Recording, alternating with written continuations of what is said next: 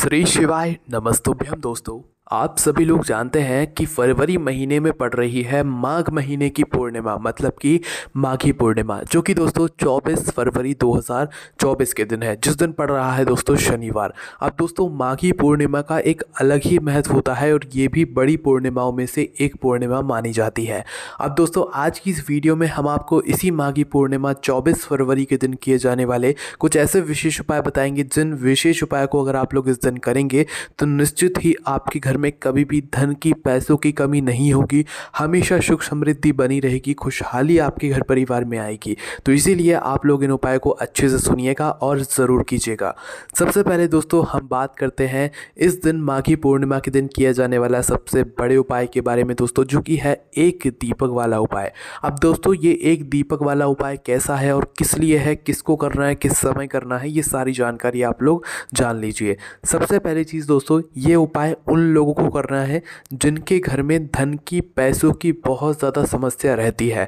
चाहे वो ऐसी समस्या हो कि भाई घर में पैसा आता ही ना हो, चाहे वो ऐसी समस्या हो कि भाई घर में पैसा आता तो है पर कहाँ पर चला जाता है पता नहीं चलता, या घर में पैसों की वजह से बहुत लड़ाई झगड़ा होता है क्योंकि पैसों की बहुत कमी है, घर में कोई अच्छे से काम करने वाला नहीं है। तो भाई आप लोगों को ये दिन नहीं छोड़ना चाहिए क्योंकि शनिवार के दिन पड़ रही है माघी पूर्णिमा, इसीलिए इसका बहुत ही बड़ा और विशेष महत्व है। तो दोस्तों एक दीपक वाले उपाय में आपको क्या करना है वो आप ध्यान से सुनिए। सबसे पहली चीज़ दोस्तों, आपको यहाँ पर ये वाला जो उपाय है ये शाम के समय प्रदोष काल में करना है, ठीक है। सुबह नहीं करना है, इस बात का ध्यान रखना है ना। तो शाम के समय प्रदोष काल में आप लोगों को क्या करना है कि आपके घर के पास में जो भी एक पीपल का पेड़ हो, किस चीज़ का पेड़ हो, पीपल का पेड़, है ना, ध्यान से सुनना, पीपल का पेड़, जो पीपल का पेड़ हो वो भी पेड़ जो है बड़ा होना चाहिए, छोटा नहीं होना चाहिए, है ना। आपने पीपल का पेड़ ढूंढ लिया।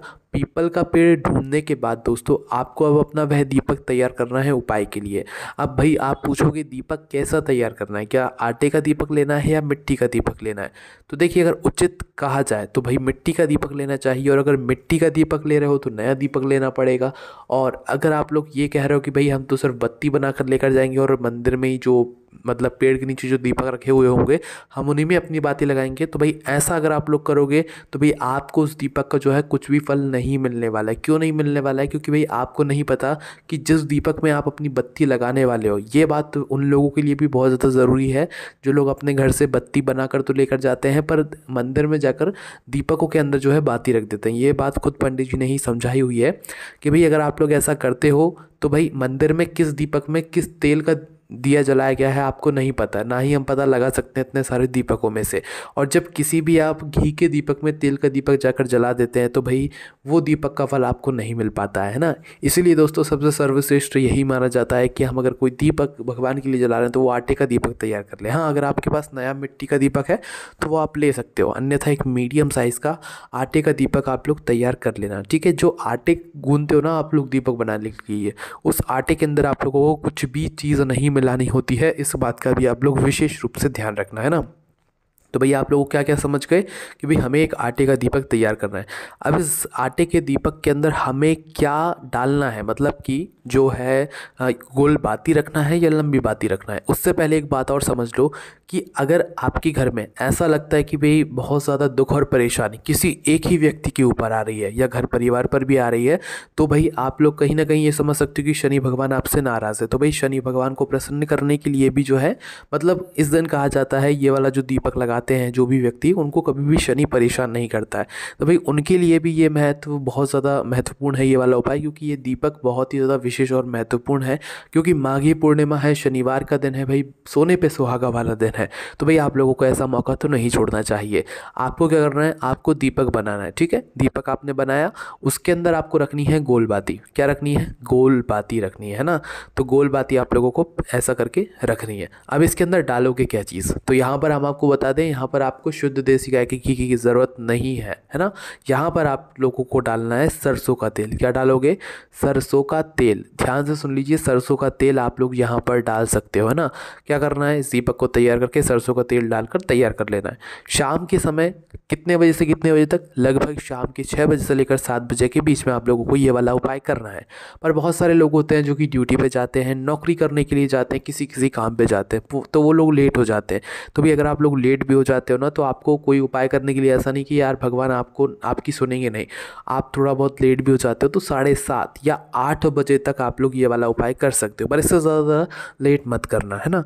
तो भाई उपाय की आपकी तैयारियां हो गई, 7:30-8 बजे तक भी आप उपाय करोगे चलेगा, पर 6 से 7 के बीच में आप उपाय को कर सकते हो, है ना।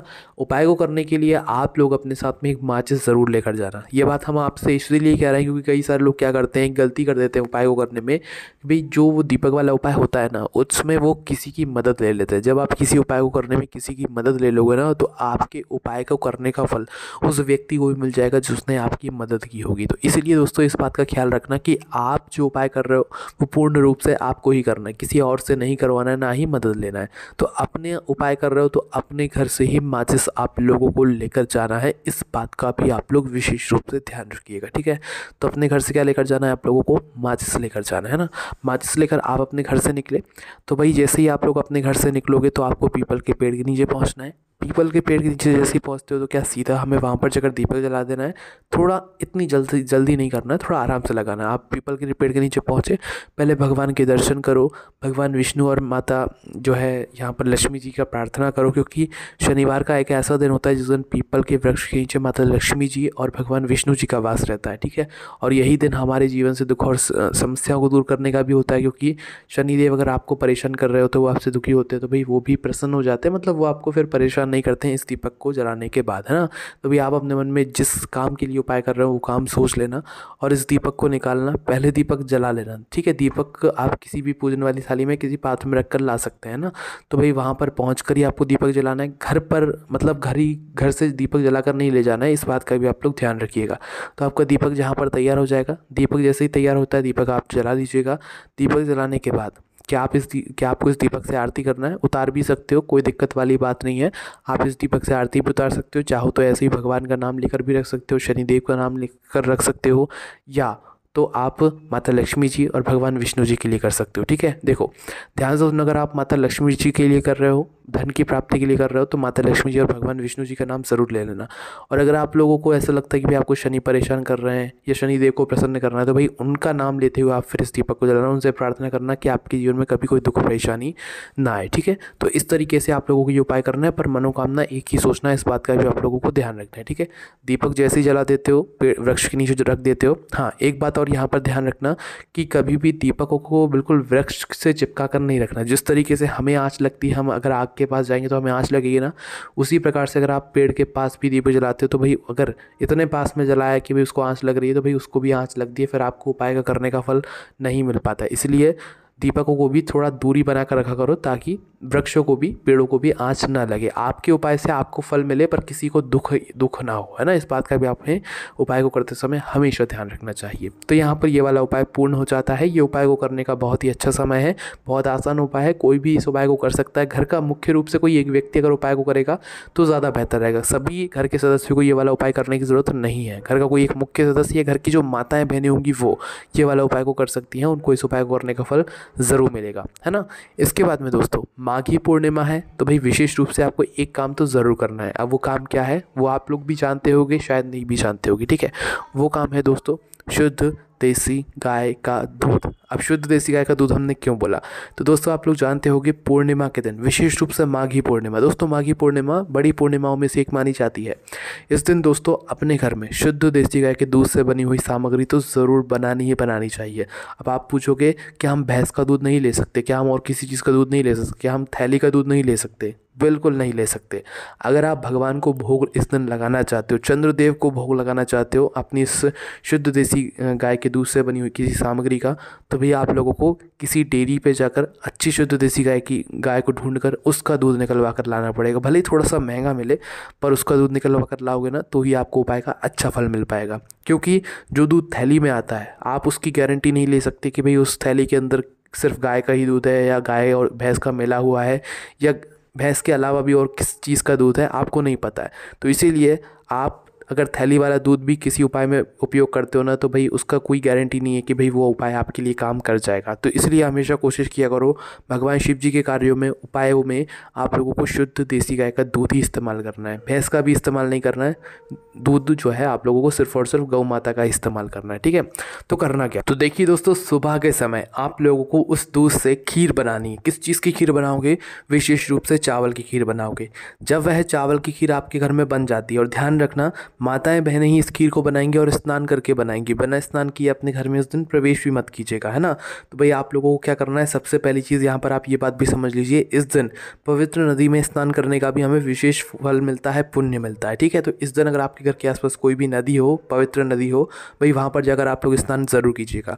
पर अगर आप लोग ना भी जा पाएँ तो आपके घर में गंगा जल अगर उपस्थित हो, तो भाई जिस जल से आप लोग नहाने वाले हैं उस जल के अंदर एक जो है ढक्कन थोड़ा सा गंगा जल डाल लीजिएगा, फिर उस जल से स्नान कीजिएगा। आपको पूर्णिमा के दिन इस जल से स्नान करने का, क्योंकि जब गंगा जल की एक भी बूंद किसी भी जल में चली जाती है तो वो पूर्ण रूप से गंगा जल बन जाता है। तो भाई अगर आप उस जल से इस दिन स्नान करोगे तो भगवान की बहुत बड़ी कृपा आपके ऊपर ज़रूर होगी, ठीक है। तो स्नान करने के बाद ही आपको अपने घर के रसोई घर में प्रवेश करना है, साफ़ सफाई करना है, उसके बाद फिर इस खीर को बनाना है। खीर जैसे ही आपकी बन जाती है तो सीधा खाना नहीं है, इसका पहले लड्डू गोपाल को भोग लगाना है। अपने घर में भगवान जी जो बैठे हुए हैं उनको सबसे पहले आपको इस खीर का भोग लगाना है। भोग जैसे ही लग जाए फिर इस खीर का जो प्रसाद है आपने जो बनाया है, अपने घर के सभी सदस्यों को जो है भोजन के रूप में या प्रसाद के रूप में आप लोग दे सकते हो। इस दिन खीर बनाने का विशेष महत्व होता है। भगवान प्रसन्न होते हैं कि भाई आज पूर्णिमा के अवसर पर, विशेष रूप से माघी पूर्णिमा के अवसर पर इस घर में शुद्ध देसी गाय के दूध से खीर बनी है और उसका भगवान को भोग भी लगा है, तो भगवान बहुत ज़्यादा प्रसन्न होते हैं। तो भाई आप लोग ये काम ज़रूर विशेष रूप से कीजिएगा, ठीक है। इसी काम को आप शाम के समय प्रदोष काल में भी कर सकते हैं और भोग लगाकर मतलब इसका प्रसाद ग्रहण कर सकते हैं, विशेष फल मिलता है। बाकी दोस्तों इन सभी उपाय करने में अगर आपको कोई भी दिक्कत, समस्या, परेशानी आती है तो उसे आप हमसे कमेंट करके पूछ सकते हैं। ओम नमः शिवाय, जय भोले बाबा, श्री शिवाय, नमस्तुभ्यम।